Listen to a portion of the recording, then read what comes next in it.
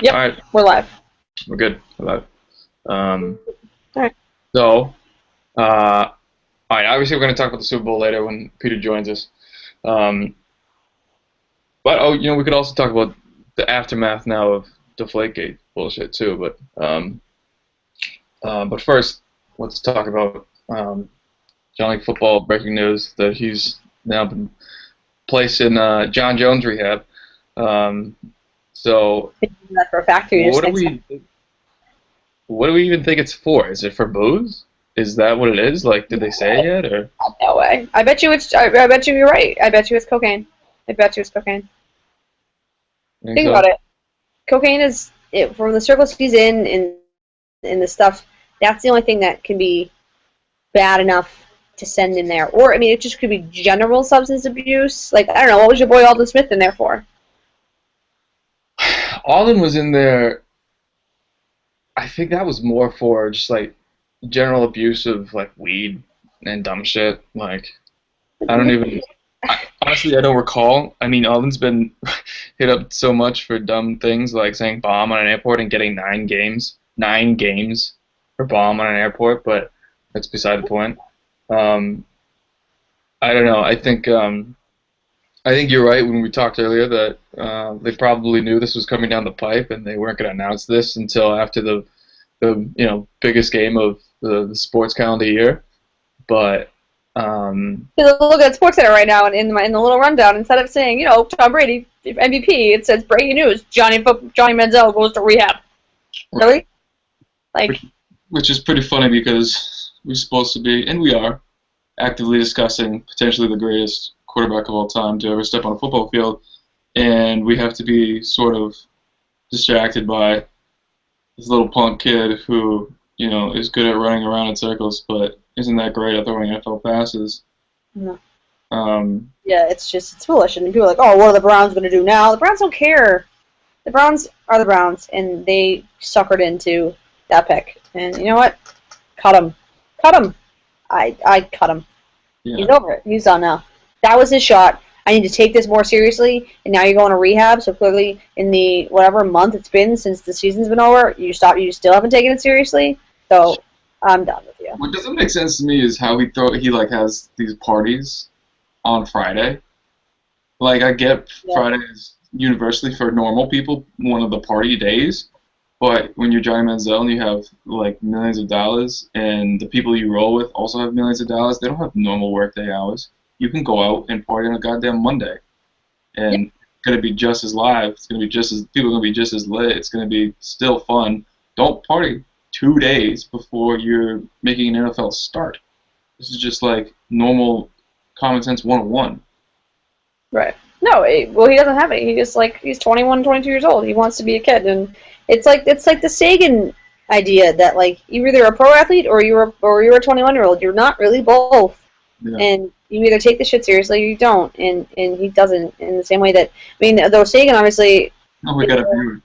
That's funny. Huh? We got a viewer. Just hey, whoever's watching this, thanks for watching. Hi. But No, Sagan's proving that whole thought wrong because obviously he's like in the top 5 in scoring right now, but yeah, that is the attitude is the sport, I think. But for football, yeah, just cut him. I'm over it. He doesn't care. He doesn't care. He doesn't have the skill for it. Go follow the Tim Tebow life and go be an analyst on that TV network. You'll be fine.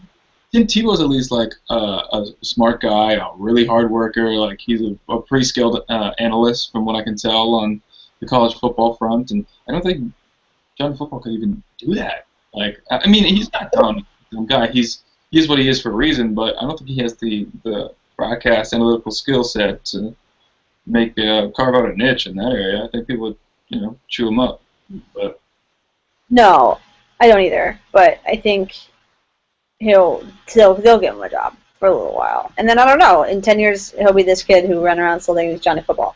It's just he'll be in Drake's entourage until Drake's not to do it anymore. Yeah, but like yeah, Paul. Offensive coordinator job at like some college somewhere. No, because that will require intelligence. I think what we've established is that football is pure skill. and his natural God-given talent. It's really good. Got nice legs. Can we convert him? He can throw. Can we Julian Edelman him? No. No. Because I think you have to have a Julian Edelman mindset that, like, you want to play more than anything else. Yeah, I'd love to see him be a receiver. I think he'd be pretty good, but I think he doesn't want to do that. In the same way that, like, people wanted Tebow to be a tight end. Yeah. He wasn't going to do that. He'd rather be an analyst than be a tight end. I'd rather be in the league than be an Me analyst. too. But, I mean, that's... But I think when you're at that age, you're at such a young age that, like, you're thrust into stardom and everyone thinks you're so great, and then so you put your mind somewhere, and then they tell you, okay, you're not. It's like going against everything you've been taught, which is that I'm so good at this, and they're like, actually, no, you're not. You have to do something totally different. And some people, that freezes some guys, and they can't adjust, and they don't want to change. It's like pitchers who can't go from a reliever to a starter. Like, some people can't do it, or starters to relievers. It's just they've been bred a certain way, and they can't come back from it. So it's a real deterrent too. I mean, I've always, this is even not a sports thing, but to think about, it's really hard to develop the mindset you need when you're surrounded by people who tell you you're awesome and who you have every advantage in the world because of your natural God-given skill set, and you've never really been tried or tested until now when you're now a professional athlete. But I think it's like the kids who grow up like with a silver spoon in their hand, or who are really wealthy off of their parents' money or whatever. That's a big. In a lot of ways, you're a step ahead of the game, but in a lot of ways, you're a huge step behind anybody who actually has to go through anything and struggle to carve out their own successes and everything. So, oh, that's dope. I just got somebody who subscribes to the YouTube channel. Thanks, brother. So, I don't know. I think football is one of those people who, I mean, he's just been so naturally dominant forever. And now that the real work has come, and he's gotten to a place where his natural skill set is just the same as everybody else's in that league full of monsters, right. It's a big problem. And he's got to learn that real quick. But I don't know. I don't like the kid, really. I don't like his personality. I don't like his approach to the game. I don't like the whole, mystique about him. There is really no mystique to me. It's just like this kid who we're just in this age of where we just latch onto a public figure and obsessively follow their life. He's just the latest person that we're right. His skill set. What's unremarkable about him is his skill set. It's no different than, I mean, though everyone has their different ways of doing it, but I mean, he is smaller than the Vince Youngs of the world, who was much better at college, or even Jameis to a certain extent. What makes football is that he embraced, like you said, he embraced the social media aspect of it. He embraced the stardom in that, like, I can really be a public figure, and he liked that idea, and he ran with it. And he's like the picture of why people hate our generation, because keep going. I'm sorry. No, yeah, he's the reason why. This is exactly what people hate about us. That, like, oh my God, I'm kind of good at this, and now these chicks like me, and now I'm this big man on campus, literally, and the whole thing just takes off. And he's Drake, Zaman, she's tattooing himself, and stupid. He turns his fine into his signing autographs fine into his, like, trademark money sign. It's like, stop. Like, yeah. You're right. You actually are so right, kid, that you should make money off your own likeness in college. It's bologna and cheese that the NCAA rips you off like they do. Right. But you turn that, and now you make people hate you for it, like, or I do anyway. And it's just, no, kid. You are everything that people hate about our generation. It makes me so angry. Well, I think that's it. That's down to, like, the fundamental levels of why I dislike that kid is because of that. Because he's the epitome, all categorized as and lumped into as and generalized as. So, because he's flying that flag and making that stereotype a real reality, and it's blasted all over ESPN, it's blasted all over the nation, it's kind of like, all right, thanks for really perpetuating the stereotype and making us all have to suffer because you're being an asshat. Yeah. Like, flags. I don't know. He's It's fun, and I mean, obviously, and then that just breeds a sports center culture, which is all about these polarizing figures, and I mean, it's sitting on my screen right now, and I hate myself for it, but That's what we do. We listen to this stuff, and the worldwide leader is who they are. But yeah, it's just football needs to go. So football needs to go back home and reassess. Yeah. Our viewer friend has chimed in with a comment. He says there's so many guys that dominated in college and ran themselves out of the NFL within 3 seasons or less. It's very true, and I think that's not just indicative of only the NFL. I think you see that in all the sports. Thankfully, you don't want guys who hang around just to hang around. That's waters down the product of sports. I mean, it's brutal in the NBA just because there's so many less guys in the league. You don't add anything to the team. You don't put points up, or you're not an assist machine or a rebounder, or you don't do the dirty work. You're gonna be drummed out, and you can find yourself in Israel or Spain real quick. And with football, it doesn't. I think what's about those two sports, I mean, basketball is similar. I think football certainly, but basketball in these two sports is that they lack the minor league system that the football, I mean, that baseball and hockey have. So these players, they have to do more. They have to want it more, honestly, because there's you can get demoted and you're still playing, but like this idea of the big leagues is so much better than for football. There is no such thing. It's either you break camp with the team or you don't. And then obviously, well, in theory, the college football has turned into almost like a minor league system, but it's because there's so much hype around it and so much money's being made and it's being broadcast like it is. The footballs of the world don't have to feel like they need to be this person. And the comment is right that like it's 3 seasons is being generous. Honestly, it's they flame out so fast because they don't understand what it takes, and I think they can really get lost in the shuffle because the teams are so big that it's just nuts. It's nuts. Yeah, and I'll take this quick break for station identification. My name is Patrick Julian. Her name is Emily Julian. We're on two opposite sides of Boston. She lives on the north side, I live on the south side. We didn't design it like that, but I guess it works. And we're starting this hangout. We're going to have a third guest in typically, our younger brother, Peter, who comes to us live from his dorm room somewhere in Boston. Won't tell you where. So we're starting to start this podcast, Google Hangout record session that we've titled MVPs. And soon on the YouTube channel, there'll be much more content. We talk about football, we talk about basketball, we talk about baseball, we talk about anything sports related. We do pop culture too. I mean, we like pop culture in ourselves. Emily and I are both very much into television, so we'll talk about that until we're blue in the face. I have an addiction to film, so I'll talk about that until I can't breathe no longer. And Peter, you guys will talk about the fights. I mean, I got nothing on you in the fights. Peter and I will talk about the UFC and what goes on in the MMA world, even some boxing. What with now the new announced Floyd Mayweather and Pacquiao. I think let's talk about that for really quick because obviously you know about it. You've seen them at the Heat game, and this is now going to happen. It sounds like May, from what I've heard. Yeah, it's May. I've seen May. So I think. Well, here's my thing. I was talking about this. Do we care? Do you care? Like, I'm a fight guy, and I'll give you my thing, but do you care about that? No. As a sports person? Give a shit less. And it's not, and I mean, I get that this is kind of a big deal, and that, like, I mean, there's a generation of people who are obsessed with boxing, and I'm sad that I don't understand each other, and I enjoy the UFC. I like when you guys buy the fight, and if I'm around, I'll watch it. It's interesting.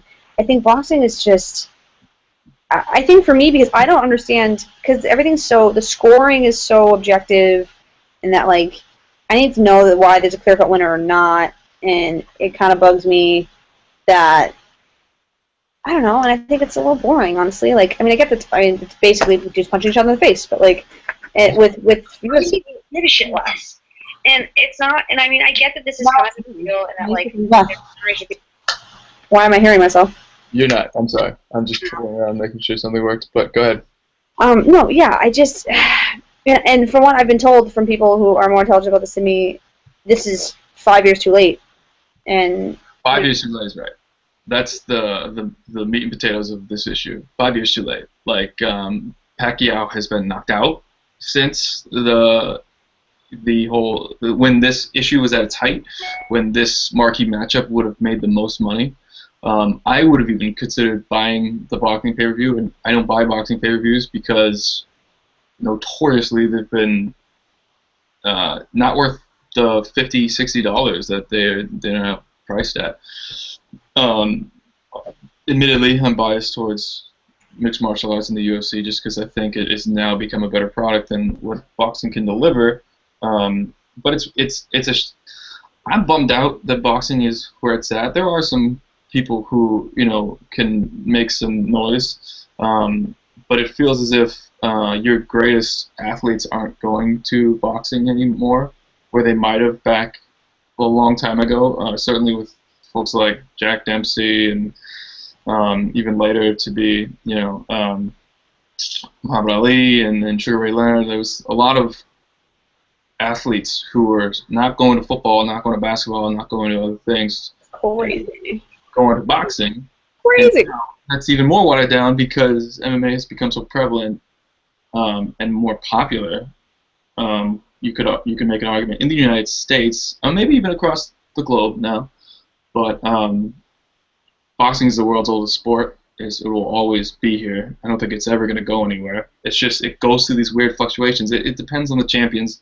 Also depends on the heavyweight division too, I think, because for the longest time we've had the Klitschko brothers and Vladimir Klitschko, who's been dominant, but he's a European guy. Like nobody in the U.S. cares about the Klitschkos and them being the guys at the top. But I don't know. This Pacquiao-Mayweather fight is too little, too late. And the fact that they do it, they're sitting at a Heat game and they're like shaking hands about it. Like I don't know if this is what it is. Like as much as it's terrible that violence sells as much as it does, but like when John Jones beat the shit out of whoever that guy was, I don't even know.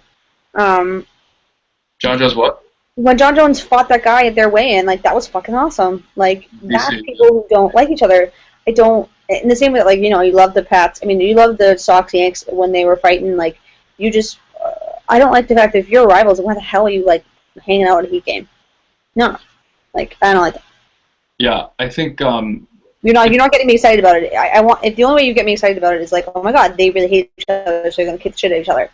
They don't. They're like chumming it up at a. It wasn't the Bucks. Were they actually in Milwaukee? Were they? I thought they were in Miami. I actually think I could be wrong, but I think I saw SportsCenter tweet or like SportsCenter retweet or Milwaukee answer a SportsCenter tweet about like actually they were at a Bucks game because I think they were in Milwaukee. Wow. They just called the Heat game. Mm-hmm. So poor Milwaukee. That's strange. I wouldn't have guessed that. Speaking of Milwaukee, I am stoked to see Giannis, the Greek Freak, in the slam dunk contest. That's about the only bit of interest I have, though, in the slam dunk contest. But no, who is it? It's Oladipo and him and who else? It's Giannis. It's Zach LaVine from the Wolves. Oh, Zach LaVine! I saw him. I caught a little bit of that game with the C's, and wow, he could fly. Yeah, he's good. And his running mate now. Talk about Andrew Wiggins coming on finally. Showing a lot of stuff, which I'll bring up something in a second. But so it's Giannis, LaVine,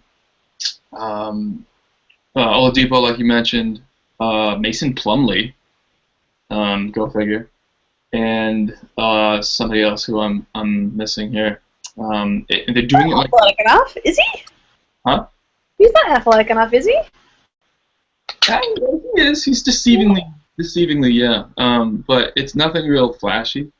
They're doing it like I want to say it's the format is international versus national because Giannis, and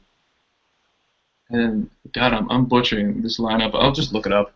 I don't want to have to try to figure it out offhand, but yeah, it's a weird. I like that they go young. I think that's cool. They're trying to make that work, but I still wish they would just have people like LeBron or Durant or established stars take it seriously. Yeah, but it won't happen. So essentially it's and they reformat it every year now because they know it's such a weird contest that's lost its appeal and people aren't happy with it. Um, okay, so the competitors are Zach Must Levine, have been, Mason Plumlee, Victor Oladipo, and Giannis, and that's it. I thought it was two more, but I guess that's it. It's 4, right? It's four, yes. Yeah, I thought it was 4. Yeah. For some reason, I had six in my mind. I'm more interested in the three-point contest than John the. Wall's in there, right? What's that? John Wall's in there, right? I know Steph is in it. That's all I I think really. John Wall's in it, too. Yeah. Steph's in it, and I love Steph's attitude because he. Quick shout out to our one viewer from San Fran. Oh, He was nice enough to tell me where he's from. And I'm a huge Warriors guy. I love the Celtics, obviously. Yo, speaking of, sorry, and we're sitting here doing this, you have to get those tickets if you want those tickets soon. Yeah, I would have talked to you more about it off air, but the Warriors are the funnest team in the league to watch, and I love Steph Curry's approach. He's basically said, "I'm gonna enter the three-point contest until I win it." There you go. He's in a league where you don't see much of that anymore. Happy to see him kind of chase after. But going back to mentioning Zach LaVine and the Wolves, one take I'll give you. I've been hearing from listening to Jalen Rose talk about it on Grantland. He's pretty confident that KG will retire this year and become minority owner of the Wolves. That'd be awesome. By next year, which is really cool. I think would be awesome. Awesome for the franchise. Awesome for his influence on those young guys. I don't think he would try to do more of a front office. I mean, that is front office, but more like an ops role, and not like an ownership role. Or he wants to do it like Michael Jordan's doing it, and like he's the owner, but he's like the player owner. So he kind of like. I'm not too sure. Like, what's Alonzo Mourning's capacity for the Heat? Because that's kind of what I envision. I don't know, but I get that makes a lot of sense. That would be kind of in a similar facet. I don't know his official title, but I feel as if Kevin would have the sort of that kind of thing to do with the Wolves. I think you need his influence on the kids, most definitely, because he's one of the greatest competitors that basketball has ever seen, and they just need him on that bench or somewhere to take guys like Wiggins, and I mean, I can't imagine what Kevin would do in grabbing Wiggins and say, like, they shipped you out, the #1 pick for Kevin Love. And, you got to take that personal for the rest of your life, and hopefully he does. Hopefully he's taking it personal right now. He must be. He put 33 against them. I know. What I was going to speak to next is his now progression, which has been great to watch. Now he's far and away the Rookie of the Year, which before we were like, who are we going to give it to? Are we going to give it to Mirotic? Or are we going to give it to, Jabari's out? Like, we don't know. Are we going to give it to him by default? But now he's really earning it, which is great to see, and I'm glad for Minnesota and what they've gotten him. But all right, so seeing what Wiggins is doing now and knowing what Kevin Love is doing on the Cavs, just can't figure it out. The system isn't working for him. There's too much star power on the team, maybe for him to coexist. Is that a bad trade now? I mean, I don't know if we can totally say yet, but okay. So Chris Broussard. I just watched Chris Broussard be like, oh, now the team to beat again, and I wouldn't say that because that's insulting to Atlanta, but wait, say that point again. Broussard says that now that the Cavs have rattled off 10, that they're back to being the team to beat, which I think is a load of horseshit. It's too early. Okay, yeah. I think that's not still. Yeah, no, I don't think. I think it'll be a bad trade just simply because you traded to win a championship, and I don't think they're gonna do that because I don't think that they can beat the West in a way that the Heat did. I think that they can't. I mean, they can rattle through the East, but the East will try to find its way to get better. Obviously, Atlanta's fun, and maybe D Rose figures it out in the postseason, and they turn on and become the team that everyone wants them to be. And they're an interesting case. I think they'll be all right. I think But it'll be potential. But so I think because the Cavs made that trade to win a championship now, I think it's a bad trade. Because, when Stern stacks those cards so well for you and gives you all those young kids, you could be good for a long time. yeah, Instead of trying to be good for a long time, exhibiting patience, they can't because they're Cleveland and they trade for a now. And it's stupid. It's stupid. LeBron could have done it with Wiggins. And LeBron, go screw because you don't want to go train kids. You want to just win, win, win. And, which defeats the purpose of going home. You're going home and wrecking a team. yeah. You're not trying to be a guy who can do it all. And I would have a lot more respect for him if he said, no, I want to take these kids who are good and we're all going to be good. Yeah. Do it like that. He didn't. He wanted to just be the star of his own show. That's crazy how when Cleveland even has all the luck with football and the number one pick and LBJ coming back, they're still Cleveland at the end of the day somehow. It's nuts. And I don't have any ill will towards Cleveland. I have ill will towards LeBron and John football. But I don't think their franchises should suffer for them. But I think Gilbert can go, get a life because I'm so over him. yeah. I don't know. That team is so weirdly constructed. Kyrie just goes off 55. And, that's great. There's no cohesiveness in there. There's no plan. It's on any given night, who's going to, assert themselves as the alpha over the other person. Right. And I think there's a real culture of that. I think David Blatt loses his job 100% by the end of the season. Broussard said he's off the hot seat. Did he? Yeah. I just think, right, I think you just have, these weird cast of characters put together. We're all really good at this one thing.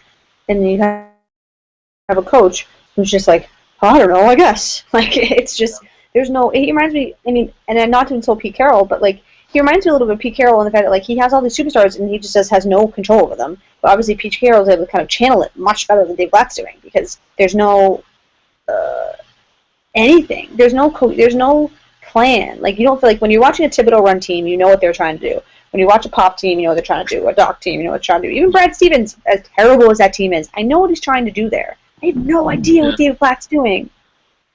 Yeah. It's insane to have that much talent and have no direction with it. Just have direction. Basketball is such a weird sport too, where you can't have the big three model does work in certain capacities. It obviously worked for the C's.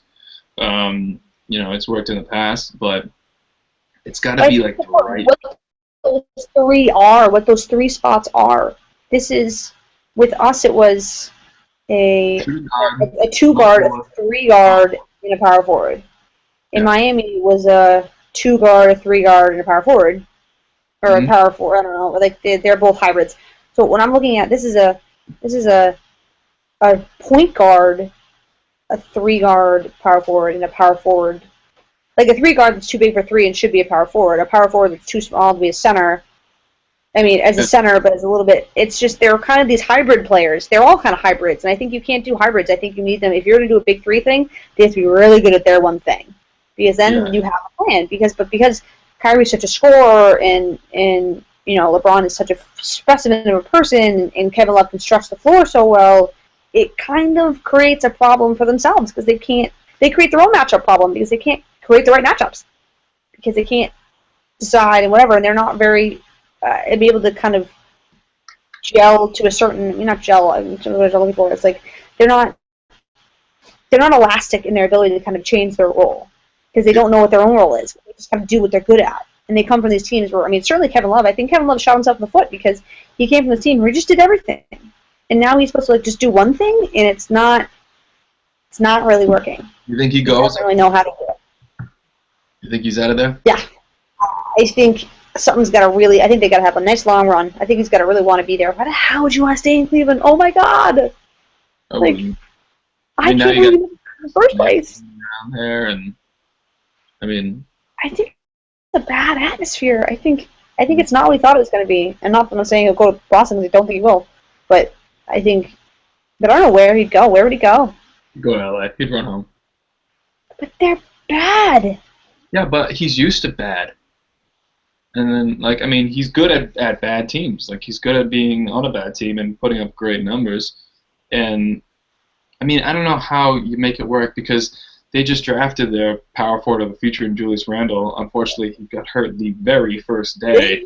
I still can't believe that. That's like some kind of luck, man. Some kind of luck, but that's what you get when you jinx your team and hire Byron Scott. But too. I mean, the fact that they couldn't get anybody out of the Byron Scott is frightening. frightening, right? It's crazy. They're the LA Lakers. You should be able to get whoever you want. Yeah, anybody you want. And for whatever reason, I think the Kobe contract is the kiss of death, so we can't build anything. And I love Kobe. I wish I would take him on the Celtics all day, every day. But this is where you run into problems with him where he's like, I'm not taking a pay cut. I'm Kobe Bryant.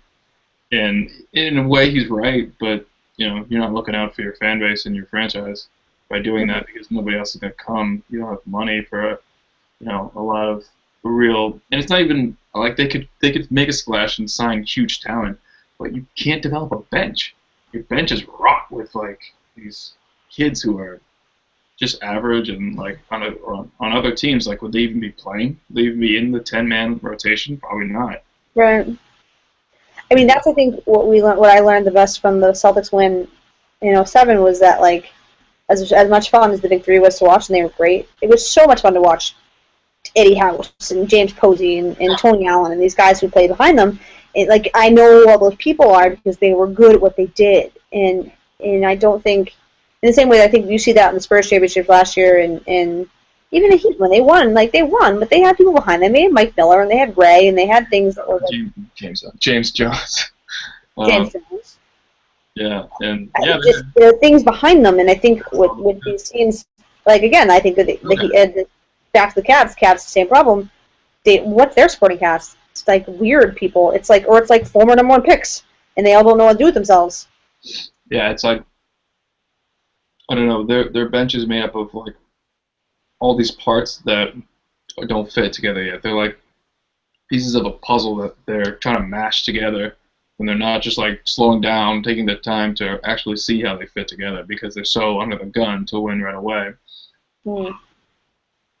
Which is, I think, what happened with the Celtics when we got KG and Ray was the worst thing that could happen to the league. Oh, God, yeah. Teach people how to do that and teach people that system works. I think those three guys were a weird, perfect storm of scenarios. It works because those three people bought into it. Like, the problem was they took three, and that's it. They didn't take, like, the personalities that came together and the sacrifices that were made and the numbers. If you break down those numbers, they're all whatever. Like, it just wasn't, that's not it. You can't say that just because you put three really good max contract guys together doesn't make it a big three. It just makes three really good basketball players. A big three is when they're three players who are all contributing to make that team better, and that's not what you're seeing. And even I argue that Miami didn't even really do that. They just LeBron is the best player in the league. So he at some points when he decided to put his big boy pants on, it just outplayed everybody. And that's what that's why I don't like your league, bud, because that's what happens. Is that one person can put their pants on and just blow everybody else out, and it annoys the shit out of me. It's not. I can't even. It's hard to even describe the affection I have for the NBA, even in the face of all the nonsense that goes on and these guys who are larger than life and act accordingly to that stereotype, and when they really shouldn't. But God, like, how can you not love that league when you watch Klay Thompson score 37 in the third quarter? See, not enough of that. We don't see it. We're the East. I think that's the problem. Because I used to really. I was saying it to Alex the other day. Like, I used to really like to watch basketball. Like, we were sitting at the bar and I was watching the game. I was like, I used to really like to do this, and I don't know why I stopped liking to do it. But I guess it's my team's bad, and I'm not really good at. I mean, I'll watch it. I'll certainly watch the playoffs, but I mean, it gets obviously better in the playoffs. I just looked up at SportsCenter, and Richard Sherman's like, oh, face is just the greatest thing I ever saw yesterday. Yeah, that might be the best. I know. Just a tease what we're going to do later, but... You see the picture where Tom Brady's kneeling in front of him? Yeah, is that photoshopped? I don't understand. What's the context of that? I don't know. I have to do some more research on that. We should do some research about tonight, but... Obviously, it's, now it's been memed 1,000 times as you mad bro in response to Richard Sherman from 2 years ago. I don't understand, like, what's going on. Is that a photo from last night? From that game? Oh, the decal on. Okay, I didn't even notice the decal. Okay, so it is. I just don't understand what the hell they would be doing. Like, where were they? Where those two were like on the same spot of the It field, looks like same end of a sideline. Like I don't know. I don't. and like kind of like bowing his head and thinking like, "Thank God I finally accomplished this in the past 10 years." And Richard Sherman was coming over to him anyway and being like, "Good job." Was it maybe that, or I don't know, or was it Tom runs over to him and just basically like stunts in front of him? And I don't think Tom cares enough. So I think it's got to be.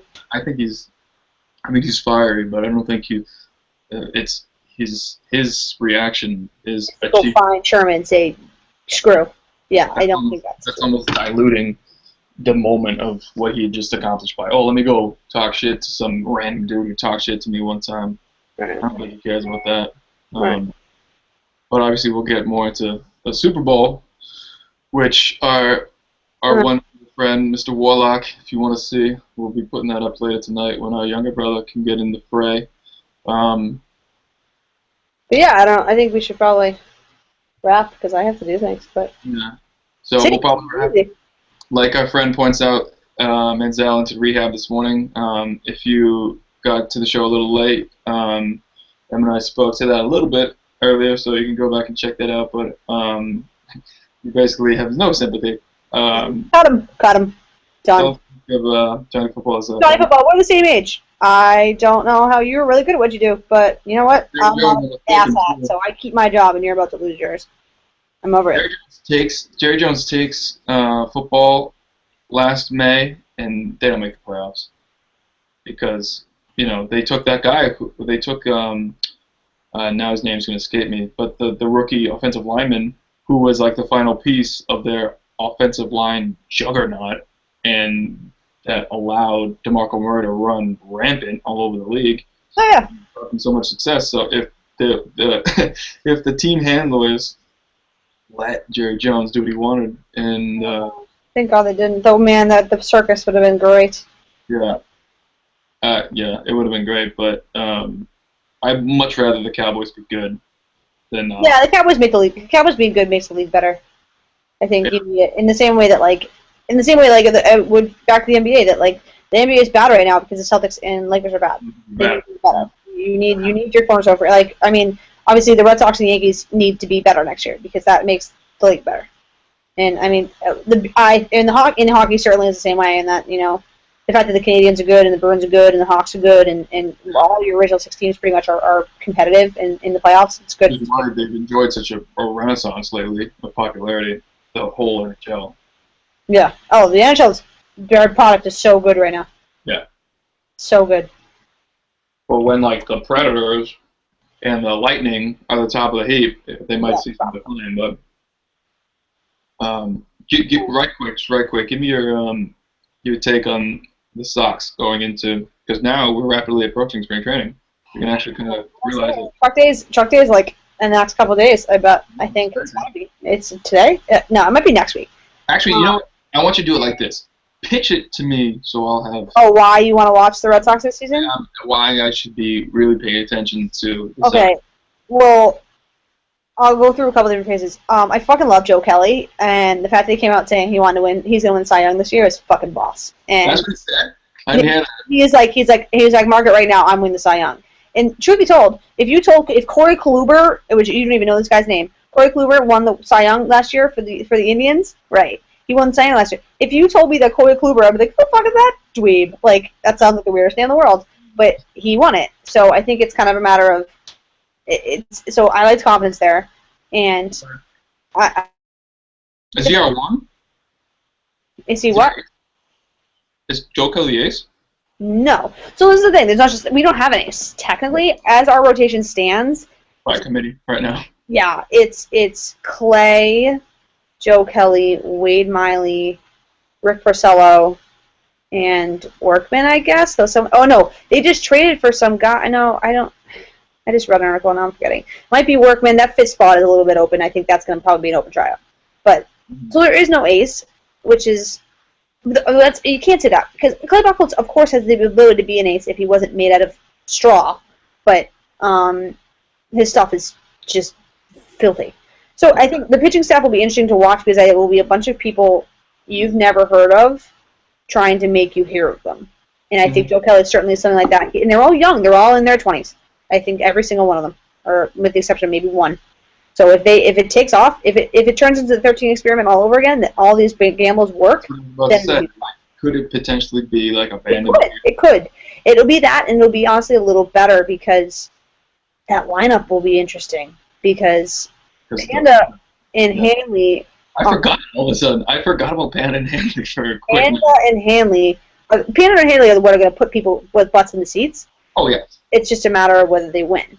But I think they have to stay healthy, and Hanley supposedly is like Poppy's guy.